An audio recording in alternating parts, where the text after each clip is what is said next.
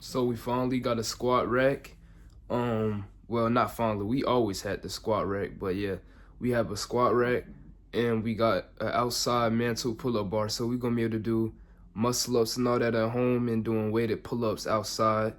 I'm gonna be able to do way more stuff now instead of just using this pull-up bar where I cannot do really much with because the pull-up bar shaky. And if I even try to do a muscle up on this, the bar will just fall over. But the squat rack, I need to go to a place to get some type of wrench, and I need a driller. So I'm gonna get a driller for the pull-up bar, or a different wrench for the pull-up bar, and then I'm gonna need to get some more tools for the squat rack. So the reason why I haven't even built the squat rack, I got the squat rack like a month or two ago. I don't remember, like a month ago. I just haven't built it yet. That's because I don't have the stuff to build it. But soon we will have the stuff to build it. But as of right now, we're going to just wait until we actually get the tools to build it. I bought two 45-pound plates. So I got two new 45-pound plates in the house right now. We used to just have 4 45-pound plates. Now we have over 6 in the house. So we're gonna be able to deadlift like 300 plus pounds now in the house. Let's get right to this chest day. Let's see how much rest we're gonna hit for 225.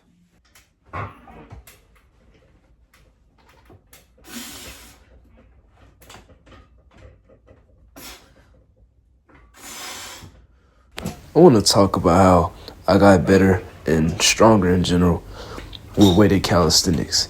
And I also want to talk about some things that I'm going to start doing every now on, for any type of muscle in general, like whatever muscle it is.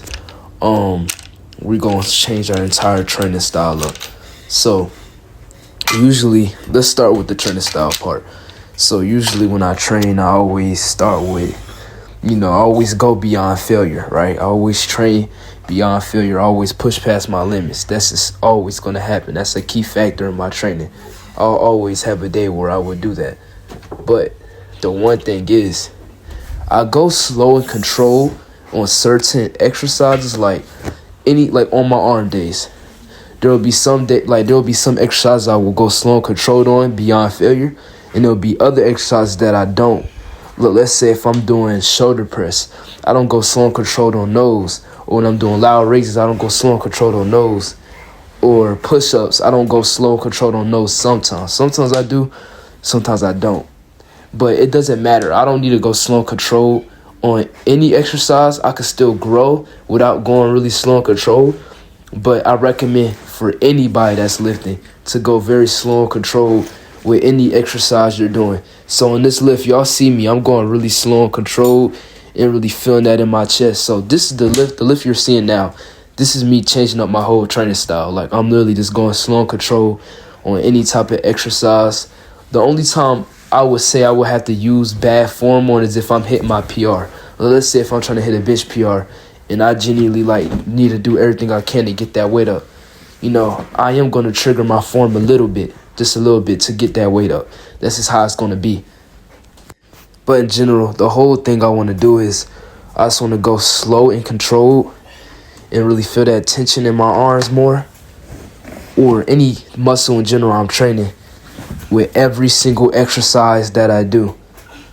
I just feel like that's the best way to build muscle, the best way I'm going to get stronger, the best way to do this and this and that, whatever it may be. So the way I got stronger with weighted calisthenics was the strength focus part. So usually people, when they, train, they always do, some people do 3 to 4 sets. Some people just do 2 sets till failure. I used to always do only 2 sets till failure on every exercise, which is good. That's perfect for building muscle.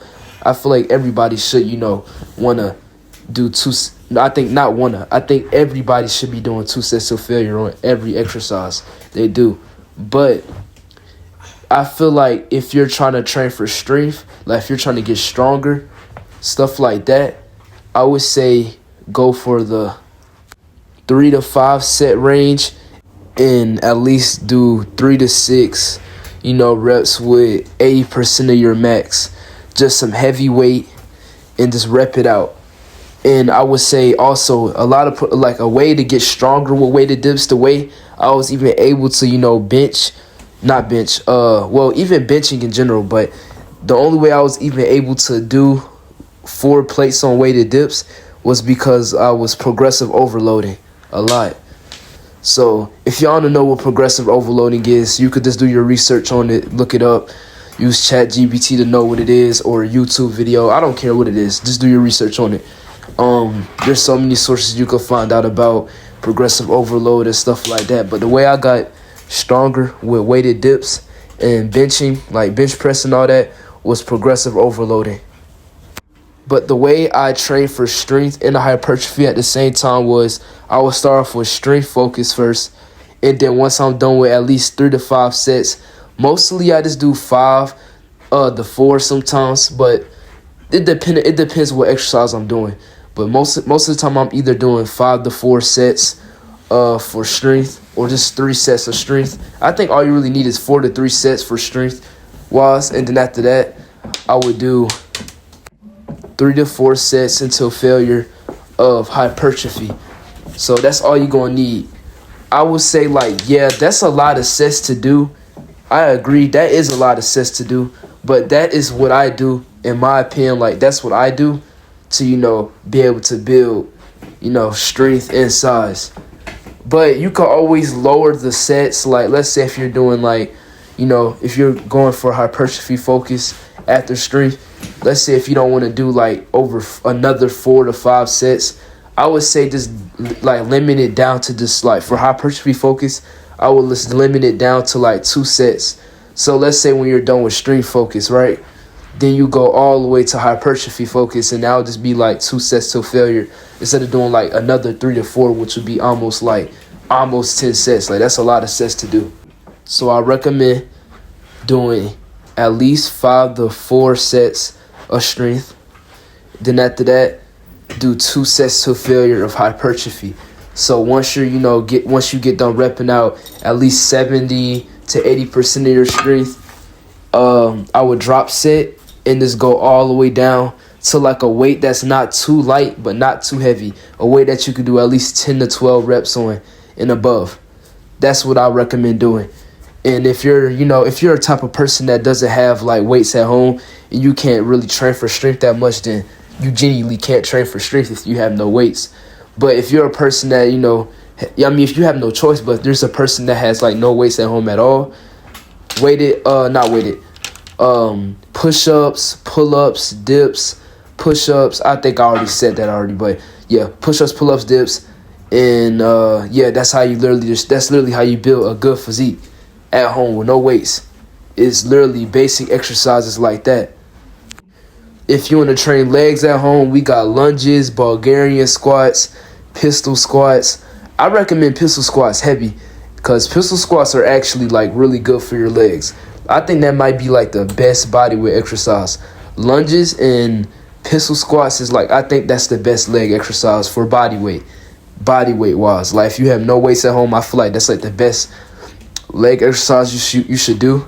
And if you want a calisthenics routine or whatever, you could just go to YouTube, look up one for beginners, or for someone that just doesn't have weights at home, that's not a beginner and knows a little bit about lifting but just doesn't have weights at home.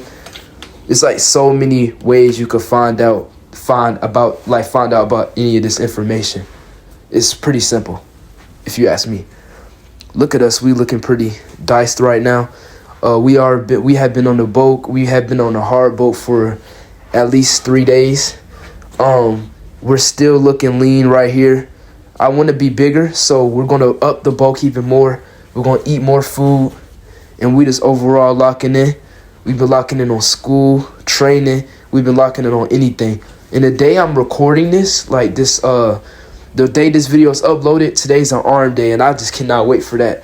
I just know that arm day is going to be really fun. I was not motivated to do this. I actually was literally ready to just go home and just sleep. But, as of right now, I just got literally out of nowhere. I just got a crazy spark of motivation out of nowhere. Usually I don't have motivation to train, at all. But today it just randomly gave me y'all know what happens. You know, when you just out of nowhere, you just get a random spark of motivation to train, and it lasts like 20 minutes or 10 minutes or 5 minutes or so, and it just goes away. But that doesn't matter. Motivation or not, I'm still going to go as hard as I physically can on every exercise and still train. I don't be skipping days. That's just me personally. I just cannot skip a day of training. I have to show up every single day. In my opinion, that's just how I roll. That's just how I operate.